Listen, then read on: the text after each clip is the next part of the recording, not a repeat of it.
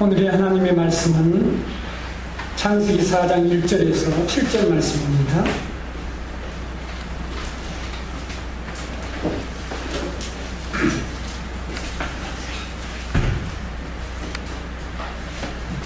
제가 여러분 앞에 낭독해 드리겠습니다. 아담이 그의 아내 하와와 동침함에 하와가 임신하여 가인을 낳고 이르되 내가 여호와로 말미암아 등남하였다 하니라. 그가 또 가인의 아우 아벨을 낳았는데 아벨은 양치는 자였고 가인은 농사하는 자였더라. 세월이 지난 후에 가인은 땅의 소산으로 제물을 삼아 여호와께 드렸고 아벨은 자기도 양의 첫 새끼와 그 기름으로 드렸더니 여호와께서 아벨과 그의 제물은 받으셨으나 가인과 그의 제물은 받지 아니하신지라. 가인이 몹시 분하여 안색이 변하니 여호와께서 가인에게 이르시되 내가 분하여함은 어찌 됨이며 안색이 변함은 어찌 됨이냐. 내가 선을 행하면 어찌 낯을 들지 못하겠느냐. 선을 행하지 아니하면 죄가 문에 엎드려 있느니라. 죄가 너를 원하나 너는 죄를 다스릴지니라. 아멘.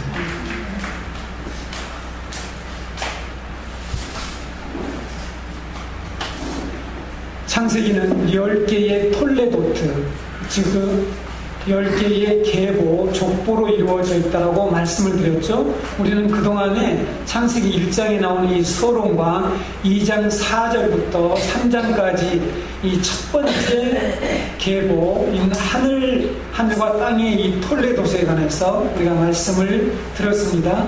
그 내용은 거룩한 하나님의 이 성소로서 에덴 동산과 그리고 그 성소 안에 제사장으로 임명받은 아담과 하와에 대해서, 그리고 인간의 범죄로 말미암아 에덴 성소의 파괴와 에덴 성소에서 추방당한 일에 대한 말씀을 살펴보았습니다. 이렇게 제가 다시 한번 여러분에게 이러한 내용을 요약하고 되새기는 이유는 창세기 4장 사건을 어떤 관점으로 해석할 것인가, 창세기 4장의 가인과 아벨의 제사 사건을 우리가 정확하게 해석하기 위해서 다시 한번 여러분에게 지금 이 창세기 4장은 첫 번째 이 계보 안에 포함된 말씀이라는 사실입니다. 그래서 첫 번째 이 톨레도트의 결말 부분에 해당되는 이 말씀이 창세기 4장인데, 그래서 우리가 선행되는 그런 기사들과 동일한 문맥 속에서 우리가 이 말씀을 해석하고 읽어야 되겠죠. 그래야만 이 말씀이 올바로 해석됩니다. 이 말씀은 별도로 떨어져 있는 그런 말씀이 아니라는 것이죠. 왜 창세기 저자는, 그래서 우리는 질문해 볼 수가 있습니다. 왜 창세기 저자는 첫 번째 이 계보 기사를 가인과 아벨의 제물 사건으로 결말을 짓고 있을까 하는 거죠. 그렇죠. 이 질문, 왜 타락한 후에 인간이 첫 번째로 저지른 악행이 단순히 그냥 살인사건이 아니라 하나님께 제사를 드리는 그 사건 때문에 일어난 그런 살해사건일까 하는 이런 질문을 해볼 수가 있습니다. 구약성경에서 범죄한 인간이 하나님 앞에 나아갈 수 있는 길, 방법 무엇입니까? 제사입니다. 제사 제도이죠. 제사의 3요소가 무엇입니까? 성소죠. 성전이 있어야 됩니다. 성소, 제사장, 제물이 있어야 되겠죠. 그동안 우리가 2장, 3장에서 이 첫 번째 이 계보 톨레도스에서 우리가 다룬 내용이 무엇입니까? 두 가지 다뤘죠. 성전과 제사에 관한 얘기를 다뤘습니다. 그러면 나머지 남아있는 주제가 뭐죠? 제물에 관한 내용이죠. 그렇죠? 자, 여러분들이 지금까지 성경을 창세기를 읽어 오셨지만 이 말씀을 별도로 떼내서 이 말씀을 우리가 다루게 되면 본문에 구도하고 있던 말을 우리는 오해할 수가 있습니다. 본래 하나님의 성소의 제사장으로서 하나님과 아름다운 교제를 나누며 복된 삶을 누리던 인간이 하나님의 말씀에 불순종함으로 성소에서 쫓겨났습니다. 하나님께서는 그대로, 사랑의 하나님께서는 그대로 내버려 두시지 않으시고 범죄한 인간을 자기 앞에 다시 나올 수 있는 길, 그 길을 주셨다는 거죠. 그걸 다른 말로 하면 구원의 계획을 하나님이 세우셨는데 그것이 무엇입니까? 바로 제사 제도라는 사실입니다. 제사 제도는 범죄한 우리 인간에게 암흑 가운데에서 나타나는 빛과 같고 절망 가운데 솟아나오는 놀라운 소망이라고 볼 수가 있습니다. 사랑의 하나님은 이 제사를 통하여서 범죄한 우리를 구속하실 계획을 세우셨다는 것이 성경이 증거하고 있는 거죠. 그래서 여러분, 성경 전 역사, 성경 전체의 역사는 제사의 역사라고 볼 수가 있죠.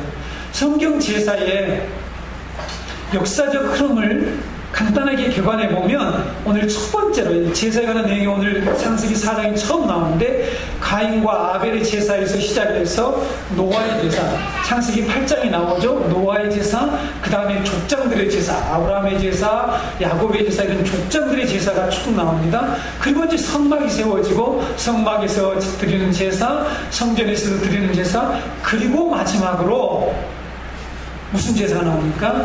예수 그리스도가 우리를 위해서 드린 이 영원한 제사, 십자가에서 드린 제사가 성경에 나오는 이 제사의 전 역사이죠. 사탄이 하나님의 구원 계획을 가만히 보고만 있을까요? 결코 그럴 수가 없죠. 창세기 4장부터 이 뱀의 후손과 여자의 후손이 치열한 전투를 벌이기 시작합니다. 이 전쟁의 핵심 주제가 뭘까요? 전쟁의 핵심이 뭐냐는 거죠. 그것이 바로 이 제물에 관한 전쟁입니다.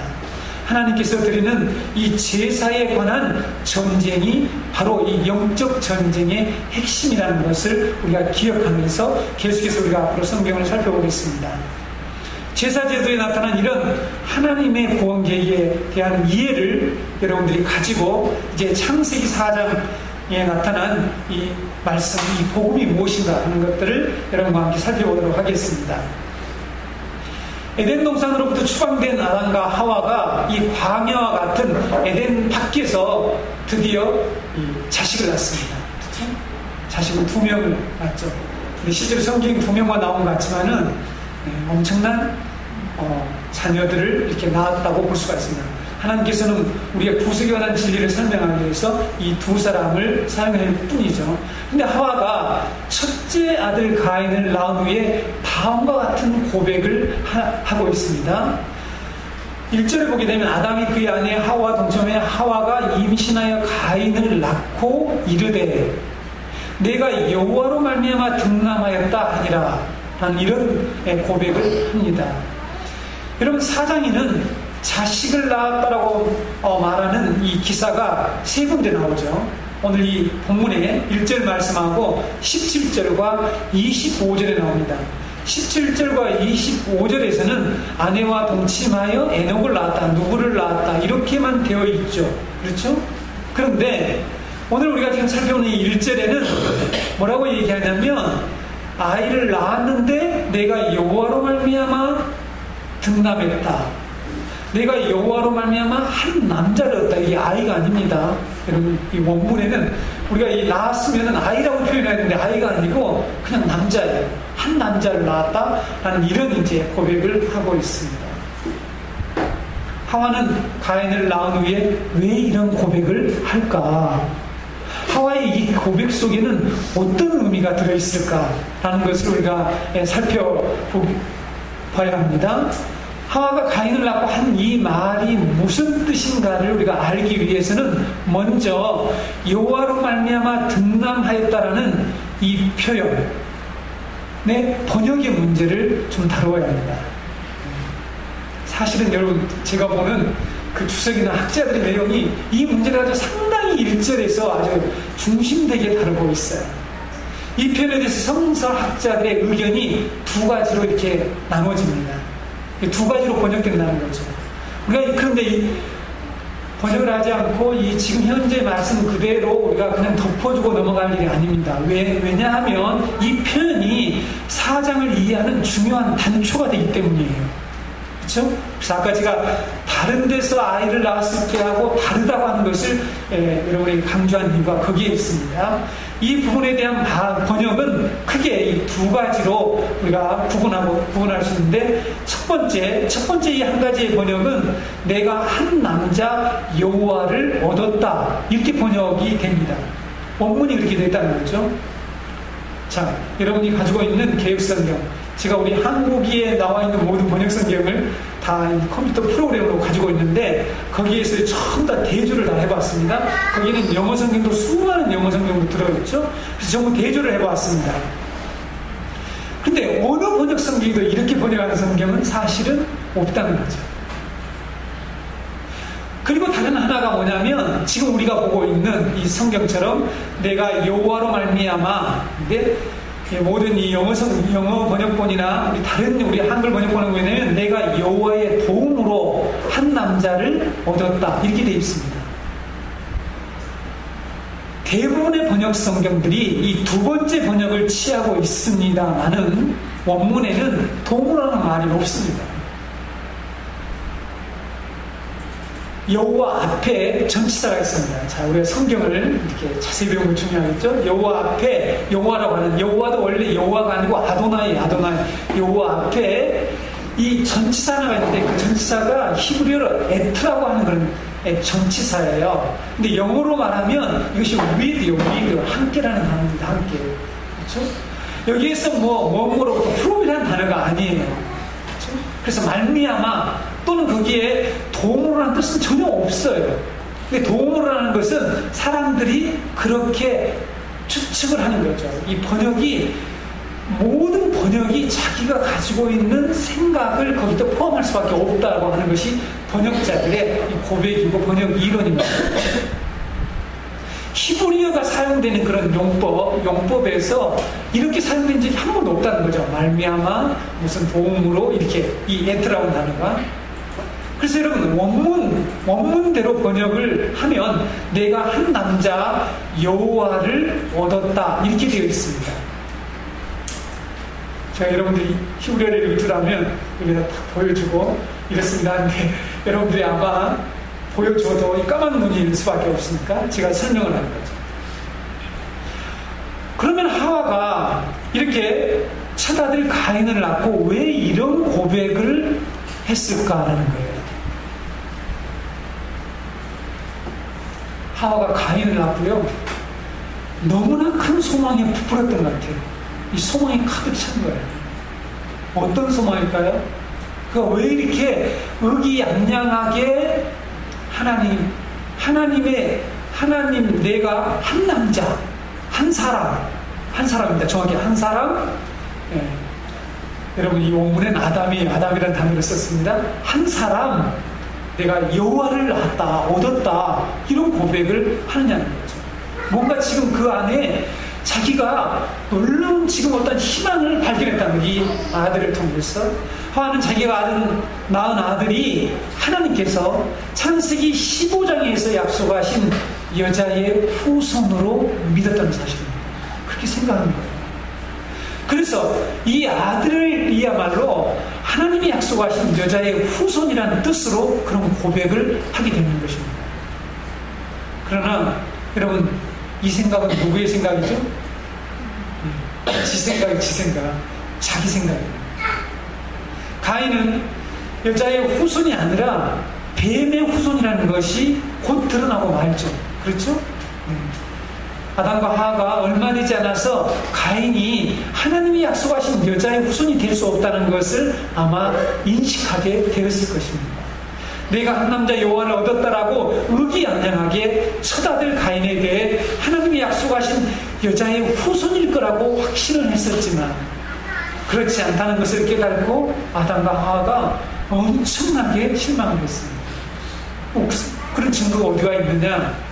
얼마나 첫 번째 기대를 건 아들, 그 아들이 여자의 후손이 아니고 하나님께서 구원의 계획을 세운 여자의 후손이 아니라는 것을 깨닫게 되고 그가 빗나가고 그가 하는 행실을 여러 가지 보면서 그가 깨달았다는 거죠. 그래서 얼마나 허망하고 기대가 무너지고 허탈했으면 둘째 아들 아벨을 낳고 그 이름을 헛됨이라고 지었다는 사실입니다.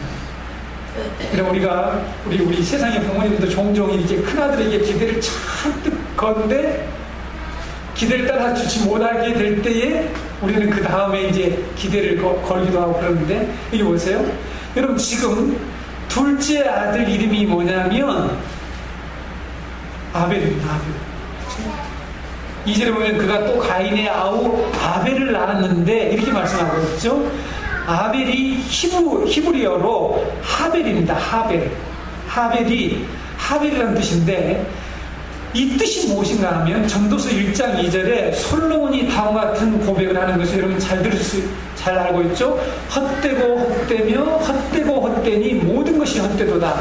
하벨님 하콜 모든 것이 하콜 하벨 이렇게 되어 있어요. 헛되고 헛되니 모든 것이 헛되다. 하벨님 하콜 하벨 이렇게 해서 이 하벨이라는 단어가 이 아벨 우리가 부르는 이 아벨하고 똑같은 말입니다. 자식의 이름을 헛된 놈이라고 부르는 그런 부모가 있을까요? 여러분 자식을 공허하다는 거죠. 영어로 베니티라고 하는 그런 단어를 제가 오늘도 어제도 계속 찾아봤는데 이 헛된 놈이다, 허무한 놈이다, 이 공허한 놈이다, 공허한 자다 이런 뜻으로 자신의 둘째 아들의 이름을 짓습니다. 여러분 그러나 이렇게 부모는 아들의 이름을 이렇게 지었어요. 이 히브리 사람들이 이름을 지을 때에 그 본질과 속성과 어떤 목표와 계획을 두고 짓는 것을 잘 알고 있죠? 네. 그래서 그런 이 부모가 엄청나게 낙심을 한 것 같아요. 그 아들의 이름을 그렇게 지었단 말이에요. 그러나 하나님은 아담과 하와가 전혀 기대하지 않는 실망하고 이 포기한 아벨을 구원의 메시아를 보내실 여자의 후손으로 삼으셨다는 사실입니다. 하나님은 가인이 아닌 아벨을 선택하셔서 아벨로 하여금 여자의 후손을 대를 이어서 낳게 하고 아벨이 하나님의 이 구원자 약속의 구원자 메시아를 보낼 여자의 후손으로 하나님께서 세우셨다는 것을 우리가 알 수가 있습니다. 하나님은 아벨의 제사를 통해서 하나님의 구원의 계획을 알고 제사를 통한 다시 설명드릴게요. 아벨은 하나님이 제사를 통하여서 우리 인류를 구원하신다고 하는 그 구원 계획을 깨닫고 하나님의 뜻대로 하나님이 정하신 방법대로 제사를 드리다가 순교를 당하게 되죠. 그렇죠? 죽게 됩니다. 그래서 하나님은 이 죽은 아벨 대신에 누구를 주신다고요? 셋을 주셨고 셋으로부터 시작을 해서 노아와 아브라함과 이삭과 야곱과 유다에게까지 여자의 후손을 계속해서 이어가시는 것을 볼 수가 있죠. 그런데 여자의 후손은 미움과 박해와 죽음을 겪어야 하고 뱀의 후손과 끊임없이 전쟁을 치루어야 한다는 것이 성경이 말씀하고 있는 내용이죠. 여러분 예수님은 아담과 하와가 헛되다라고 부른 아벨을 어떻게 부르셨다고요? 의인이라고 부르셨습니다. 마태복음 23장 35절에 보게 되면 그러므로 의인 아벨의 피로부터 성전과 제단 사이에서 너희가 죽인 바가랴의 아들 사가랴의 피까지 땅 위에서 흘린 의로운 피가 다 그에게 돌아가리라. 의인이라고 그랬어요. 부모는 어떻게 해요? 저 헛된 놈, 저 공허 이렇게 이름을 지어놨는데 하나님은 예수님은 이를 의인이라고 불렀다는 사실입니다. 이제 우리는 두 번째 본문 3절에서 5절을 보게 되면 가인과 아벨이 하나님께 제사를 드렸는데 그들이 드린 제물의 이 종류와 제사의 결과가 그게 기록되어 있습니다. 가인은 이 농사꾼으로서 농사를 지어서 땅에서 나는 것을 가지고 하나님께 가져와 하나님께 제물로 바쳤다라고 되어 있고 아벨은 이 목자로서 양치는 자로서 첫 새끼와 기름을 하나님께 제물로 드렸다라고 말씀하고 있습니다. 그런데 하나님께서는 아벨의 제물은 받았지만 아벨이 드린 제사는 받았지만 가인의 제사는 받지 않았다라고 말씀하고 있고 가인은 하나님의 제사를 받지 않은 것으로 인해서 하나님께 분노하고 안색이 변했다라고 5절에 말씀하고 있죠. 이 사건은 우리가 하나님께 예배를 어떻게 드려야 하는가, 즉 예배하기에 관한 그런 메시지가 아닙니다. 제가 먼저 여러분에게 이 말씀을 선언한 것은 많은 분들이 이 본문을 가지고, 그러니까 아까 앞에 문맥과 다르게 이 첫 번째 이 예배 사건으로 보면서 예배에 관해서 중점을 두고 이 말씀을 다루는 것을 보았습니다. 이 본문이 가지고 있는 이 본문은 예배에 대한 원리를 말하지 않는다는 거죠. 만약에 예배에 의해서 예배에 초점을 맞춰서 이 말씀을 해석하게 되면 이 본문을 완전히 왜곡하는 결과를 가져옵니다. 그래서 제가 아까 앞에서 말씀드렸죠. 이것은 하나의 톨레드 안에 한 계보 안에 묶어져 있는 한 스토리로서 지금 계속해서 어떤 내용을 목적을 향해서 달려가고 있는데 성전과 제사장과 제물에 관한 얘기를 한단 말이에요. 이 제물에 관한 얘기를 한다고 그러니까 그럼 예배에 관한 얘기 아니냐? 그런데 그렇지 않다는 것입니다. 창세기 4장의 가인과 아벨의 이 제사 사건은 어떤 제사를 하나님이 받으시는가, 우리말로 어떤 예배를 하나님이 받으신가가 아닌가 이렇게 볼 수 있지만 그렇지 않습니다. 창세기 4장에 나타난 가인과 아벨의 제사 사건은 범죄한 인간이 하나님 앞에 어떻게 나갈 수 있는가, 하나님 앞에 나갈 수 있는 길, 구원받는 길이 무엇인가 하는 것을 가르쳐준다는 거죠. 지금 우리에게 복음을 얘기한단 말이에요. 성경은 처음부터 끝까지 모든 성경, 창세기부터 요한계시록까지 성경 처음부터 끝까지 범죄한 우리가 어떻게 구원을 받을 수 있는가, 구원에 이르는 복음을 모든 사건과 이 역사 속에서 선포하고 있습니다. 그렇죠. 구원에 관한 지혜를 우리에게 말씀해주고 있다고 디모데후서에 말씀하고 있지 않습니까? 구원에 관한 방법을 말씀하고 있다는 거죠. 많은 사람들이 이 사건에서 하는 질문이 있죠. 무슨 질문입니까? 왜 하나님은 아벨의 제물을 받으시고 가인의 제물은 받지 아니하셨는가? 라는 거죠. 무엇 때문인가? 어떤 차이 때문입니까? 하고 우리들은 질문을 하게 되죠. 이 질문을 풀어가는 데 있어서 우리가 주의해야 될 사항이 있습니다. 제물의 차이냐? 자, 중요합니다.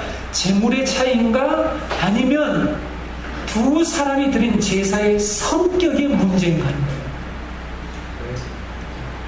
제물의 차이를 강조하게 될 때 우리는 자칫 우리의 제물이, 우리가 드리는 예배에 대한 정성이나 이런 것들이 우리의 구원을 결정하거나 하나님으로부터 가져온 복을 결정하거나 한다라는 생각을 하게 만들어요. 즉 우리의 행위가 우리로 하나님께 받아들여지게 되는 것을 하나님이 결정하는 게 아니라 우리가 결정하게 만든다는 이 잘못된 교리를 만들어낼 가능성이 너무 크다는 겁니다. 중요합니다. 제물의 차이인가 제사의 성격 문제인가 하는 거죠. 그래서 만약 우리가 이것이 제물의 차이라고 생각하게 되면 우리의 구원의 제물 대신, 우리의 참 제물 대신 그리스도를 통한 구원, 우리의 행위가 아니라 오직 하나님의 은혜로 하나님 앞에 설 수 있다고 하는 이 은혜의 복음이 심각하게 훼손됩니다. 그래서 이것을 가지고 예배를 다룰지라도, 어떻게 예배를 드려야 된다는 걸 다룰지라도 거기에 우리의 어떤 재물 차이, 우리가 어떻게 정성을 들이고 헌신하고 우리가 어떤 재물을 들이고 하는 재물에 초점을 맞추는 것은 어떤 각도에서나 문제라는 거죠. 지금 우리가 이 말씀을 들어서 우리의 신앙, 우리의 생각들, 이런 것들이 혹시 이 말씀이 저촉되지 않는지 잘 살펴보셔야 합니다. 좋은 재물, 많은 재물을 하나님께 드리면 받으실 거라는 이 착각을 사람들이 합니다. 그것은 이방 종교죠. 그것은 좀 무속 종교가 가르치는 그런 예배 원리입니다. 인간의 행위가 구원과 축복을 결정한다는 것은 사단이 우리에게 계속해서 미혹하는 그런 교리라는 사실을 알아야 합니다. 우리가 아무리 여기 예배에 관한 본문이 아니지만, 사건이 아니지만 잠시 예배에 대한 얘기를 해보자면 우리가 아무리 감동적으로 감동을 받고 감동적이고 열정을 다해서 화려하게 멋지게 예배를 드린다고 할지라도 하나님은 그것에 의해서 받고 안 받고 하는 것을 결정하는 게 아니라 하나님이 정하시는 구원의 방법이냐, 하나님이 정하신 기준에 의해서 지금 예배를 드리느냐, 그 성격을 보신다니까요. 근데 우리는 무엇에 감동을 받습니까? 우리가 정말 하나님의 뜻대로 지금 예배를 드렸다고 하는 그런 확신과 그런 믿음 안에서 예배를 드리는 것이 중요한데 우리는 자꾸만 이 재물의 차이의 관점에서 예배 생활과 모든 신앙생활을 엮어간다면 이 은혜의 복음에서 우리는 멀리 떠나 있는 것이라는 사실을 깨달아야 합니다. 하나님이 받으신 제사의 기준은 우리가 드리는 제사와 제물이 하나님이 정하신 방법인가 아닌가 하는 제사의 성격, 그 제물의 성격을 보신다는 것을 우리가 알아야 합니다. 왜 이것을 강조하는지 여러분들 캐치하셔야 돼요. 왜 가인과 아벨의 제사 중에서 가인의 제사를 받지 않는가 하는 것을 제가 계속해서 풀어나갈 텐데, 제물의 차이가 아니라 제사의 성격의 문제라는 것을 알아야 합니다. 제물이 아무리 비싸고 멋지고 아무리 정성을 다해서 드린다고 할지라도 하나님은 우리 죄인의 제물을 받지 않아요. 죄인의 제물로 안 받는다니까요. 그럼 어떤 제물을 받습니까? 하는 원리가 있죠. 우리의 기도도 마찬가지예요. 우리가 아무리 기도를 오래 정성껏 열정을 다해서 금식기도 하고 다 할지라도 그리스도 이름으로 하지 않는 기도, 그것은 하나님 받질 않아요. 맞죠? 그래서 우리가 주 예수 그리스도 이름으로 기도하지 않아요. 예수 그리스도 이름으로 기도한다는 말이 단지 이름을 붙인다, 마지막에 지 멋대로 해놓고 갖다 붙인다, 그런 뜻은 아닙니다. 이름으로 기도한다는 말을 나중에 우리가 주기도문을 강의를 따고 살펴봅시다. 네. 그냥 그런 뜻이 아니죠. 갖다 아무렇게나 지 욕망에서 다 기도해놓고 예수 그리스도 이름으로 기도합니다, 하나님 들어주시는 게 아니라, 그러니까 우리가 어떤 내용을 했느냐, 얼마나 많이 했느냐, 그게 중요한 게 아니라 그것이 정말 하나님이 정하신 기준에 그 성격이 맞느냐 안 맞느냐, 이것이 결정한다는 것이죠. 지금 그 얘기를 한단 말이에요. 그렇죠? 우리가 하나님에 돌아갈 수 있는, 하나님께로 돌아갈 수 있는 그 구원의 방법, 그 길을 지금 얘기하려는 거예요. 그래서 여기서 예배학을 끌어 나올 수가 없다는 거죠. 제가 어젯밤에 예배신학이라는 책을 또 열심히 쭉 봤습니다. 예배신학. 그래서 예배의 정말 바른 성경적 개념이 뭔지를 살펴보았죠. 그럼 주제는 예배가 아니기 때문에 예배는 빼놓고 얘기를 하겠습니다. 그러면 가인과 가인의 제사와 아벨의 제사의 차이는 무엇인가? 우리 7절에 가서 살펴보겠습니다. 우리가 성경에서 질문이 생길 때는 어떤 자세를 취해야 되죠? 언제나 이 본문에서 1차적으로 답을 찾아야 되겠죠. 그렇죠? 공부 잘하는 학생은 그 지문에서, 본문에서 답이 있다는 것을 알고 자세히 관찰해서 찾게 되겠죠. 그리고 두 번째는 어떻게 해야 됩니까? 그와 관련된 구절, 우리가 흔히 평행 구절이라고 하는데, 다른 성경에서 이 사건에 대해서 어떻게 말하고 있는지, 그 관련된 성경을 통해서 해석할 때에 올바로 그 말씀을 깨달을 수가 있습니다. 여러분 꼭 그렇게 하셔야 됩니다. 그래서 우리가 부지런히 성경을 읽어야 할 이유가 바로 거기에 있는 것이죠. 여러분 7절 말씀을 보게 되면 하나님께서 가인에게 이렇게 말씀을 하고 있죠. 가인이 자기 제사 안 받아들였다고 아주 몹시 화를 냈어요. 분냈어요. 그럴 수 있어? 하나님께 화를 낸 거예요. 또 얼굴이 막 울글불글하겠죠. 안색이 바뀌었으니까. 네, 화난 사람 얼굴 여러분 아시죠? 얼굴이 아직이 딱 바뀌어가지고 고개를 뱀처럼 딱 쳐들고 대결 구도로 가는 거. 지금 하나님 앞에 그런 구도로 누가? 가인이 예배를 드리고 하나님 받지 않으셨다고 그런 태도를 취했어요. 그러자 하나님께서 내가 선을 행하였으면 왜 얼굴을 들지 못하겠느냐 라고 질문하시는 것을, 신문하시는 것을 볼 수가 있습니다. 이 말씀에서 가인의 제사와 아벨의 제사의 차이가 무엇인 것을 우리가 이 말씀에서 깨달을 수가 있어요. 하나님께서 가인이 선을 행하지 않았다고 말씀하시는데, 여러분 선이 무엇일까요? 선은 하나님이 정하신 길입니다. 하나님이 정하신 방법, 하나님의 기준을 말하는 것이죠. 그렇죠? 지난번에 우리가 인간은 옳고 그름을, 선악을 결정하는 존재가 될 수가 없다고 말씀드렸죠. 선과 악은 하나님이 정하시는 것이죠. 하나님이 옳다라고 정하는 그것이 선이고, 하나님이 정하신 그것을 따르는 것, 그것이 선을 행하는 거예요. 그렇죠? 가인의 제사가 하나님께 받아들이지 않았다는 것은 하나님의 기준을 따르지 않았다는 거죠. 그렇죠?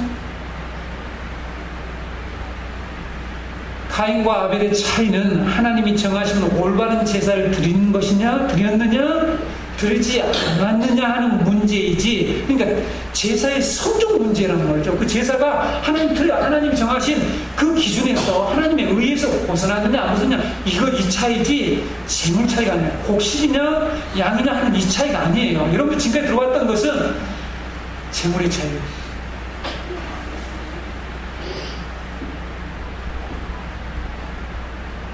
여러분 이것은 디아스포라 유대인들이, 그러니까 유대인들이 바벨론에 포로 잡혀가고 아시리아에 포로로 잡혀가고 그래서 아주 전 세계로 흩어지게 됩니다. 이걸 디아스포라 유대인들이죠. 디아스포라, 그 다음에 뭐 뒤에도 로마의 압제를 받고 뭐 수없이 뭐 애굽의 압제를 받고 하면서 이 유대인들이 흩어지게 됐죠. 디아스포라 유대인들이 그래서 자국어를 잊어버리게 됩니다. 자기 국어를 잊어버려요. 자기 국어가 뭐예요? 히브리어죠. 히브리어를 잊어버리게 되죠. 자기 후손들이 대를 이어가면 우리 마치 뭐 이렇게 외국에 나가 있는 2세, 뭐 3세들이 한국말을 못하고 잊어버리잖아요. 그렇죠? 그런 것처럼 많이 잊어버렸습니다. 당시 유대인들이 전 세계를 지배하고 있던 언어가 이 코인의 헬라예요. 코인의 헬라인데 이 헬라가 이 지배한 알렉산더 대왕에 의해서 전 유럽이, 전 세계가, 중동이 다 헬라가 지배하고 있던 시대에 그 언어가 이 헬라였습니다. 그래서 이 헬라만 할 줄 알지 히브리어를 몰라요. 그래서 하나님 말씀을 읽지를 못하는 거예요. 그래서 유대인들이 어떤 일을 했으니까 바로 이 히브리어를 헬라로 번역하는 일을 했죠. 그 성경이 70인역 성경이라고 합니다. 근데 여러분 이 70인역 성경에서 4장 7절을 보게 되면 방금 제가 여러분에게 말씀드린 그 의미가 정확하게 나타나겠죠. 70인역에서 창세기 4장 7절에 내가 선을 행하면 어찌 낯을 들지 못하겠느냐는 이 말씀을 이렇게 번역하고 있습니다. 내가 올바른 제사를 드렸다면 어찌 낯을 들지 못하느냐, 이렇게 되었죠. 이 헬라어로 오르도스 프로세넨케스라고 하는 이 오르도스란 말이 이 콜렉트리, 영어로 이렇게 바르게라는 뜻이죠. 이 오포리, 이것이 제사입니다. 그러니까 바른 제사, 올바른 제사라는 뜻이죠. 올바른 제사를 너가 드렸더라면 너가 왜 얼굴을 들지 못하느냐, 이렇게 지금 말씀하고 번역하고 있다는 거죠. 그러면 우리가 유대인들은 선을 행한다라는 말과 제사를 올바로 드린다는 말을 같은 의미로 사용하고 있구나 하는 것을 알 수가 있잖아요. 그렇죠? 거기서 이렇게 번역했으니까 같은 의미로 사용한다는 걸 알 수가 있죠. 가인은 올바로 제사를 드리지 않았다는 것입니다. 올바르다, 바르지 않다라는 것은 누가 결정하며 무엇을 의미한다는 걸 앞에 말씀드렸죠. 하나님이 정하신다는 말이죠. 하나님이 정하신 그런 방식으로 제사를 드리지 않았다는 거죠. 성경이 그걸 말하고 있지 않지만 우리는 이 말씀을 이렇게 종합해서 하나님께서 가인의 제사를 받지 않는 이유는 하나님이 정하신 방법을 따르지 않았다는 것을 말씀하고 있고, 하나님은 그것을 지금 지적하고 있는 것입니다. 내가 정해준 방법대로 제사를 드렸더라면 왜 화를 내고 그래? 왜 고기를 쳐들고 그러니? 이렇게 하나님 죄송합니다 이렇게 말해서 뱀처럼 왜 고기를 뻣뻣이 쳐들고 너가 왜 분노할 일이 뭐가 있어? 이렇게 지금 하나님께서 말씀하시죠. 이 사건이 무엇을 얘기합니까? 하나님이 우리를 구원하시는 제사법이 있다는 거죠. 하나님이 우리를 구원하시는 길이 있다는 거예요. 그 방법을 아니고서는 하나님이 받아주지 않는다는 것을 말씀하고 있다는 거죠. 재물의 성격에 관한 말씀을 하고 있다는 것입니다. 아벨의 제사는 올바른 제사였겠죠. 다르게 말씀드리면 하나님이 정하신 그 기준, 하나님이 정하신 구원의 길을 하나님 앞으로 나갈 수 있는 에덴에 있는 그 생명나무로 나갈 수 있는 올바른 방법을 아벨은 깨달고 그 방법대로 믿음으로 반응했다는 것이죠. 그래서 여러분 히브리서 기자는 믿음의 조상들 열거하면서 아벨의 제사 사건에 대해서 다음과 같은 평가를 합니다. 히브리서 11장 4절에 믿음으로 아벨은 가인보다 더 나은 제사를 하나님께 드림으로 의로운 자라 하시는 증거를 얻었으니 하나님이 그 예물에 대하여 증언하심이라. 그가 죽었으나 그 믿음으로써 지금도 말하느니라. 아벨은 가인보다 더 나은 제사를 드렸다라고 히브리서 기자가 말씀하고 있죠. 그 제사로 말미암아 아벨이 어떻게 됐다고요? 의로운 자가 되었다. 의로운 자는 증언을 받았대요. 여러분, 제사를 바르게 드려서 의로운 자가 되었대요. 성경 전체가 어떻게 의인이 된다고 말씀하고 있습니까? 그 의인이 되는 길을 뭐라고 얘기하고 있습니까? 예수 그리스도의 제사, 그것이 바로 올바른 제사라는 거죠. 구원의 길은 오직 예수 그리스도밖에 없다는 거예요. 인간이 타락한 후에 범죄하여 에덴 동산에서 추방된 인간 중에서, 사람 중에서 최초로 의인으로 인정받은 자가 바로 아벨이라고 성경은 말씀하고 있습니다.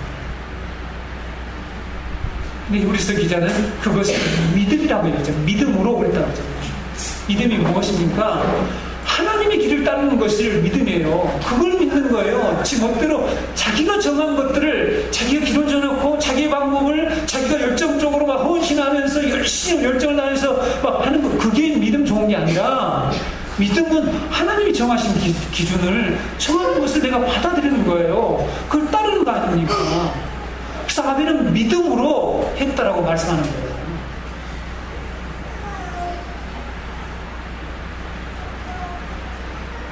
그래서 여러분, 히브리서 기자도 가인과 아벨의 제사의 차이를 제물의 차이라고 말하고 있지 않습니다.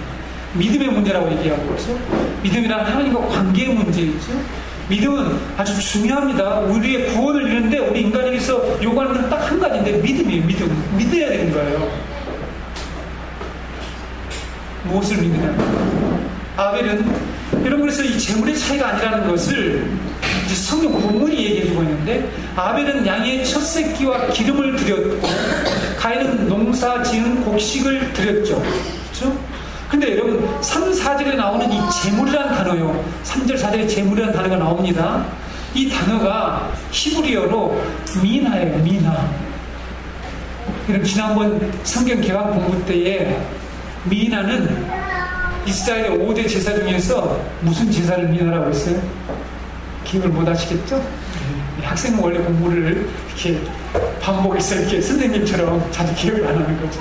미나는 무슨 제사요? 소제를 일컬을 때 그 소제의 이름이 미나예요. 그리고 번제는 올람이에요. 하목제는 셀렘이에요. 속죄제는 하타트예요. 이렇게 이름이 다릅니다. 네. 그런데 오늘 본문에서 가인이 드린 제사나 아벨이 드린 제사나 이 제물이나 똑같은 이 미나라는 명칭을 사용했다는 거죠. 다르지 않다는 것입니다. 아벨이 만약에 번제를 드렸다면, 양을 뭐 태워서 죽여서 이렇게 드렸다면 이 단어가 달라야 되는데 다르질 않아요. 놀랍죠, 여러분? 이게 이제 원문의 차이예요. 저도 이 컴퓨터의 프로그램 쫙 넣고 그걸 계속해서 자세히 본문을 읽는 거예요. 살펴보는 겁니다.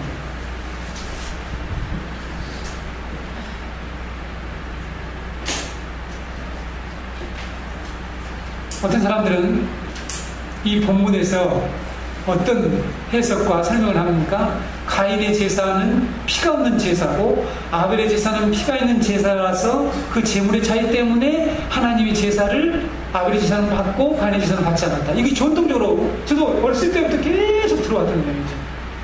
지금 못 들으셨다는 분은 없죠? 예. 그렇게 우리가 이 본문을 이해해 왔습니다. 그렇죠? 제물의 차이입니다. 여러분, 본문에서 아벨의 제물에서 피에 대한 일체 언급이 없습니다. 그건 우리의 생각이에요. 우리가 갖다 주입하는 거예요. 우리가 마치 하와가 자기의 큰아들이 여인의 후손이 될 거라고 착각한 것처럼, 오해하는 것처럼 우리 마음대로 그렇게 생각을 한다는 거죠. 하나님은 죄인들이 드리는 제물이나 행위는 어떤 것도 갖지 않는다라고 제가 방금 말씀드렸습니다. 하나님께서 가인이 선을 행하지 않았다라고 하신 말씀 역시 우리가 생각하는 그런 착한 행위를 말한 것이 아니라고 말씀드렸죠. 하나님의 뜻을 따르는 것, 하나님이 세우신 구원의 길을 하나님이 지금 작정하고 계시는 그 제사법, 그걸 따랐느냐 안 따랐느냐 하는 것을 선한 행위라고 말씀한다고 제가 말씀을 드렸습니다. 성전 제도와 여러 가지 제사법에 대한 계명을 이스라엘 백성들에게 주셨죠. 그 계명을 받은 이스라엘 백성들에게 하나님께서 지금 이 가인과 아벨의 제사 사건을 말씀하신 목적이 무엇일까요? 그렇죠? 여러분, 창세기가 출애굽 후에 기록되다는 것을 말씀드렸죠. 그렇죠? 출애굽 이후에 하나님께서 이스라엘 백성들에게 교육하려고 기록된 말씀이라고 제가 그래서 서론에서 그렇게 창세기 기록된 기록의 목적, 그것을 제가 오랜 시간에 말씀드린 이유가 거기에 있습니다. 왜 그랬을까요? 너희들 정성껏 예배드리고 좋은 예물을 바쳐야지 내가 받고 하는 그런 말씀을 가르치려는 것일까요? 그게 아니죠. 뭐예요? 그들에게 올바른 구원의 길, 하나님이 작정하신 구원의 방법, 그것을 그들에게 계시하시고 가르치려고 지금 이 말씀을 하시는 거죠. 하나님의 존전에서 쫓겨난 타락한 인간들에게 하나님께로 돌아오는 길을 말씀해 주시기 위해서. 그러니까 아까 초점이 다르잖아요. 예배가 지금 초점이 아니라니까. 예배가 어떻게 예배가 드리죠?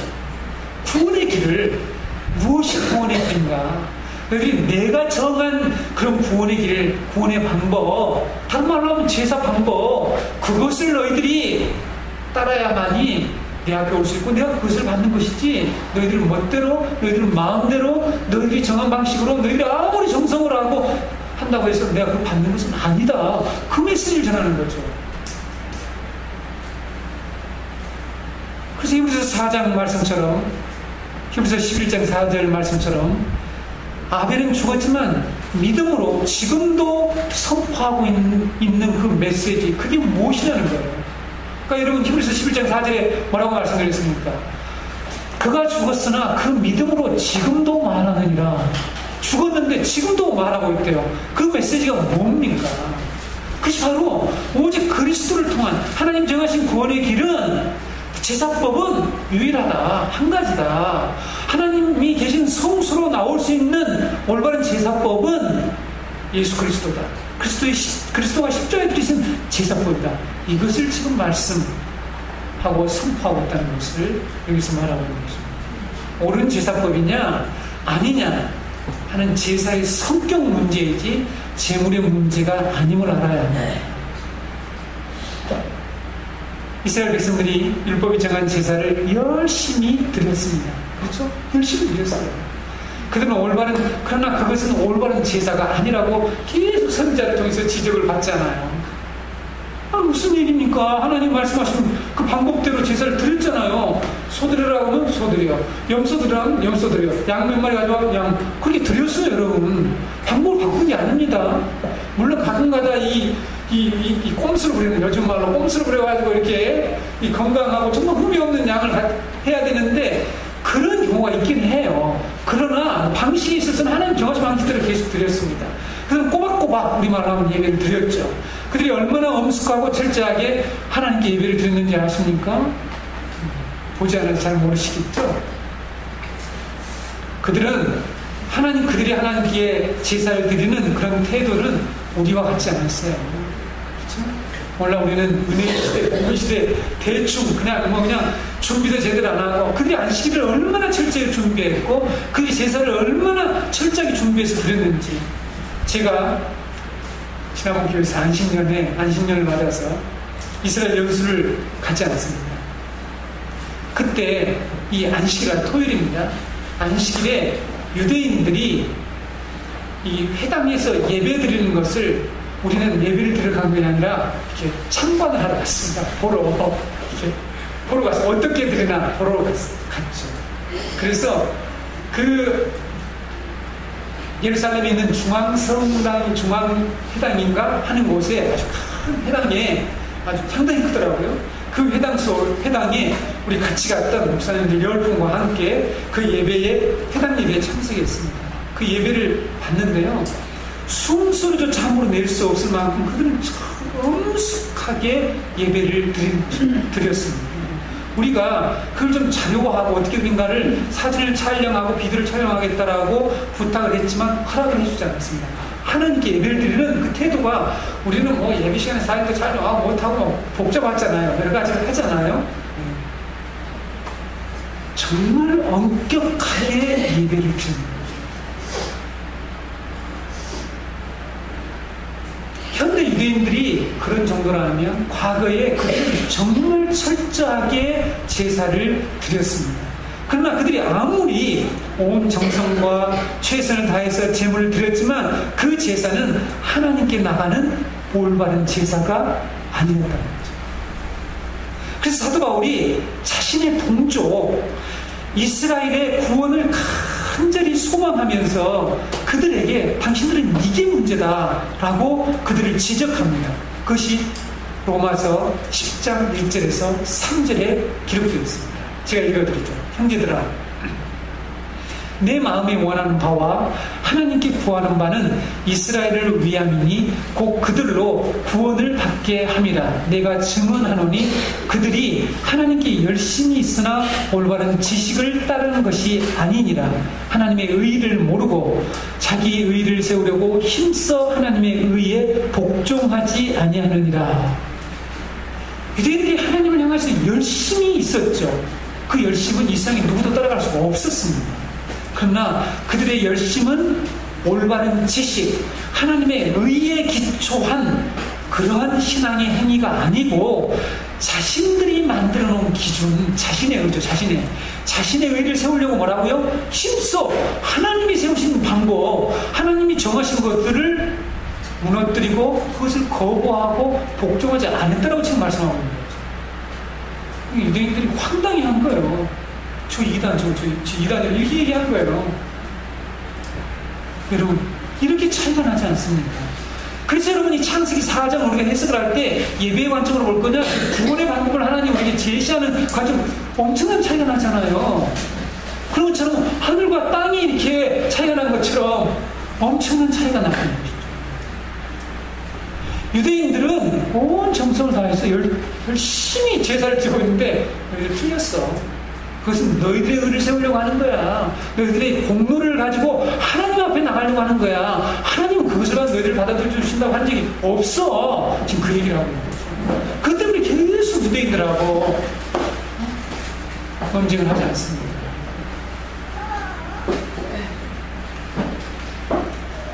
유대인들은 가인의 제사를 드리고 있다는 사실입니다. 자신이 정한 기준, 자신의 의, 자신의 제사, 자기들의 방법으로 하나님께 열심히 예배를 드렸지만 하나님은 가인의 제사처럼 그것을 받지 않았습니다. 하나님이 받으시는 제사는 예수 그리스도죠. 그것을 지금 우리는 복음이라고 말씀하고 있습니다. 본문 5절에 보면 가인이 자신과 자신의 재물을 하나님이 받지 않으셨다는 것을 알고 분노하고 안색이 바뀌는 것을 볼 수가 있는데, 하나님이 자신의 재물을 받지 않으셨다면 무엇이 문제인가 좀 생각을 해보고 반성하고 왜 그러셨는지 돌아보고 잘못된 것을 회개하는 태도를 보이는 것이 마땅한데 분노한단 말이에요. 분노. 왜 그럴까요? 가인이 왜 그렇게 몹시 분노했을까요? 그럼 왜 화를 냈다고 생각하십니까? 우리가 좀 상상을 해보면, 해보건대 자신도 나름대로 악을 못지않게 온 정성을 다해서 재물을 준비하고 최선을 다해서 드렸는데 그런 정성과 열심이 무용지물 된 거예요. 인정을 받지 못하는 거예요. 자신도 할 만큼 했다고 생각하는데 하나님께서 안 받으셨다는 거예요. 화가 나는 거예요. 여러분, 그래서 분노를 하는 것이지 한번 생각을 해봅시다. 대충 아무렇게나 준비하고 날라리처럼 왔다 갔다 교회에 왔다 갔다 하면서 신앙생활 하는 사람이 하나님 안 받았다면 당연하지. 나는 당연해. 본인도 안다고, 본인도. 자, 이 부분이 중요합니다. 지금 우리가 그런 착각과 그런 잘못된 신앙관을 가지고 지금 주님 앞에 계속 나갈 수 있단 말이야. 그렇죠?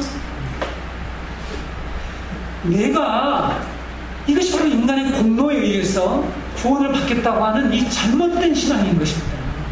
이 역사적으로 여러분 이 알미니안주의와 이 칼빈주의, 캐톨릭과 이 개신교가 결발한 것이 뭐냐면 바로 이 문제예요. 이 제사 문제예요. 어떻게 주님 앞에 갈 수 있느냐? 어떻게 구원을 받느냐? 인간의 행위와 은혜가 이렇게 결합해서 우리가 구원을 받느냐? 아니면 하나님의 전적인 은혜, 오직 우리가 하나님께 나갈 수 있는 길은 예수 그리스도의 그 제사밖에 없다. 오직 하나님 은혜다. 여기에서 여러분 차이가 나는 것입니다. 자기가 이렇게 열심히 했는데 왜 안 받냐는 거예요.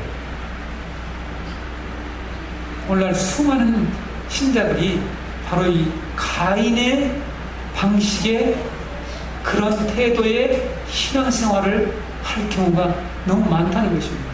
내가 그렇게 교회를 위해서 봉사를 많이 했는데 하나님 이럴 수가 있습니까? 하고 하나님 앞에 고개를 들고 한마디씩 하는 사람들이 있죠, 가끔.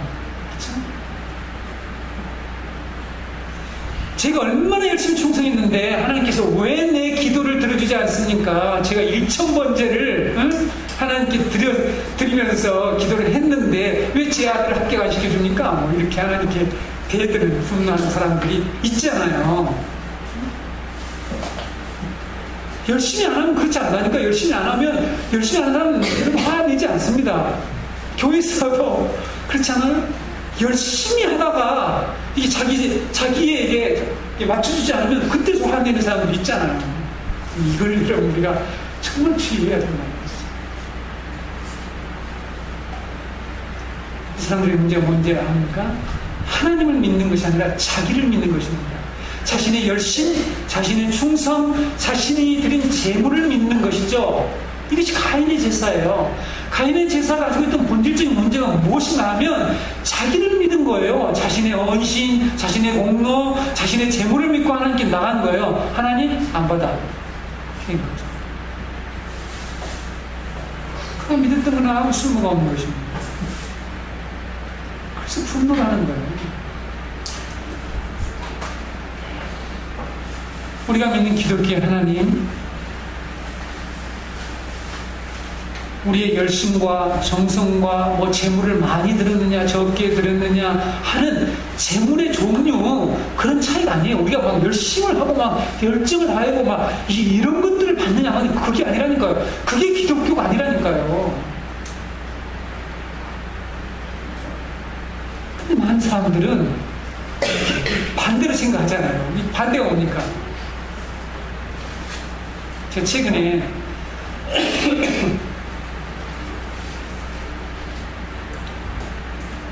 우리 교회 집사님을 통해서 들은 얘기인데 저도 알고 있었기는 했는데 들어보긴 했죠. 별미를 드려야 축복을 많이 받는다. 별미, 축복 대성에 별미를 드려야 된다. 이런 거 하나 들어보셨죠? 하나님께 별미를 바쳐야만이 하나님 복을 주신다. 그럼 별미가 있고 또 기본적인 예물이 있고 이런 이제 그래서 별미가 우리가 저기 나오는 그 야곱의 사건에서 나온 내용인데 그게 단어가 나오긴 해요. 정말 엉터리 같은 말 아닙니까? 그게 바로 재물의 차이를 가지고 신앙생활을 어떻게 헌신을 끌어내는 그런 방식이죠. 그렇죠? 이건 완전히 사단의 결입니다. 그렇죠? 이거는 뱀의 후손들이 우리에게 하고 있는 신앙생활이에요. 우리 뱀의 후손들이 하고 있는 신앙생활 하는 사람이 많습니까? 적습니까? 너무 많잖아요. 그래서 별미를 드리는데 하나님 축복을 안 해주면 또 화를 내는 사람이 있잖아요. 내가 별미까지 드리면서 했는데 하나님께서 이런 걸 안 해주셨다. 이런 엉터리 같은 신앙생활들을 우리가 지금 하고 있는 중이죠. 물론 여기 계신 분은 그렇지 않습니다. 우리들이 신앙생활을 하면서 참으로 주의해야 될 것은 복음에 대한 바른 이해 없이 열심을 내는 것, 이걸 정말 주의해야 됩니다. 예를 들면 기도에 대한 바른 성경적인 가르침을 받지 않는 사람에게 대비기도를 열심히 할지 그런 사람들이 열심히 기도하는 것, 우리가 교회 안에서 자주 듣는 말들이 있습니다. 열심히 하다 보면 신앙이 성장해. 이런 말 듣습니까? 않습니까? 열심히 하다 보면 신앙이 성장을 한대요. 근데 그 열심히 뭐냐면 이렇게 봉사하고 헌신하고 이렇게 하는 거잖아요. 그것은 여러분 옳은 말이 아닙니다. 복음을 정확히 배워야 성장할 수 있습니다. 이것이 바른 말이에요. 여러분, 말씀을 열심히 배워야 됩니다. 그래서 저는요, 예전에 그래서 제가 물어보죠. 기도를 안 하겠다는 사람에게는 제가 기도를 안 시키는 이유가 뭐냐면, 이분은 기도를 하는 것에 부담을 가질 뿐만 아니라 그 부담을 가진다는 것은 기도에 대한 정확한 이해가 없을 때 그럴 수도 있고요. 그래서 저는 시키지 않습니다. 초신자에게는 절대로 이 대피 기도를 시켜서는 안 됩니다. 이 공동체를 지금 대신해서 하나님께 기도를 하는 건데, 초신자에게 기도를 시키는 것은 잘못된 것이죠. 그래서 초신자는 한동안 말씀을 가르게 배워야 되고, 기도하는 방법을 배워야 되고, 기도에 대한 이 교리들을 정확히 배워야 되겠죠. 복음을 정확히 배워야지 성장합니다. 성숙할 수 있습니다. 라고 말해야 합니다. 그래서 새신자가 오면 봉사하기 전에 먼저 기독교의 진리와 복음이 무엇인가를 배우기를 바랍니다. 우리는 이렇게 권면해야지 열심히 하면 신앙이 성장해. 나도 다 그랬어. 그러니까 지 같은 신앙밖에 안 되지. 사실은 이게 문제라고요. 우리가 지금 쓰는 이 용어들과 이런 표현들이 얼마나 성경에서 벗어나는지 모릅니다. 왜 오늘날 교회 안에 많은 교인들이 자신이 정한 기준과 자신의 방법을 고수하면서 그걸 열심히 해요. 그런데 그것은 하나님이 말씀하신 신앙이 아니라는 것을 왜 모를까 하는 거죠. 왜 그럴까요? 복음을 정확히 배우지 않았기 때문이죠. 그리고 교회 생활을 먼저 배웠기 때문이에요. 교회 생활을. 복음을 정확히 배우는 것이 아니라 교회 생활을 먼저 배운 사람들이 그렇게 신앙생활을 하는 거예요. 말씀을 마치겠습니다. 하나님께서 아벨의 제사는 받으시고, 오늘 아벨과 아벨의 제사를 받았다고 했습니다. 사랑과 제물을 똑같이 이렇게 얘기합니다. 그리고 가인과 가인의 제사를 거부하신 이 사건을 통해서 출애굽한 이스라엘 백성들에게, 아니 오늘 우리에게 하시는 이 메시지가 무엇일까 하는 거죠. 하나님이 정하신 방법으로 하나님께 나오라는 것입니다. 범죄로 깨진 하나님의 관계를 회복하고 하나님의 성소에 나아가려면 내가 만든 그런 예배 방법이 아니라 하나님이 말씀하신 그 예배 방법 하니까 우리가 드리는 이런 예배가 아닙니다. 하나님이 정하신, 즉 예수 그리스도를 통해서 나오라 하는 말씀이 이 사건의 핵심, 그런 메시지인 것입니다. 성도 여러분, 열심을 내야 되겠죠. 저는 복음을 제대로 안다는 사람이 열심히 안 내는 것도 참 비극이고 슬픈 일이지만, 복음을 모르는 사람이 그냥 뭣도 모르고 열심히 하고 막 그렇게 하는 거, 이것도 참으로 위험한 일입니다. 성도 여러분, 우리가 열심도 중요하지만 올바로 하나님이 정하신 그 기준, 하나님의 의를 알고 믿는 성도와 우리 공동체 되기를 바랍니다. 네, 함께 기도하시겠습니다.